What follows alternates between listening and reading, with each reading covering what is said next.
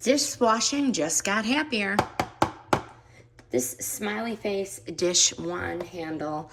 This guy is like a cleaning tool that makes scrubbing feel less like a chore.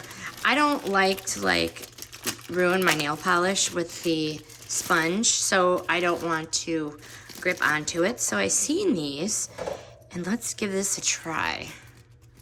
See how it works. This is supposed to be designed especially for the scrub daddy and the scrub mommy. So far, so good. It's on pretty secure. It's packed with a bunch of clever features. The soap on demand. So you can fill the soap in here, which I'm going to do. And this is the reservoir. So this is the control button, which I like. No messy overflows, no gigantic mess. This thing is on pretty good. It's not going to come off. I do like that it includes the drip drying handle. So if we want to hang it somewhere on the side of our sink, that it will dry.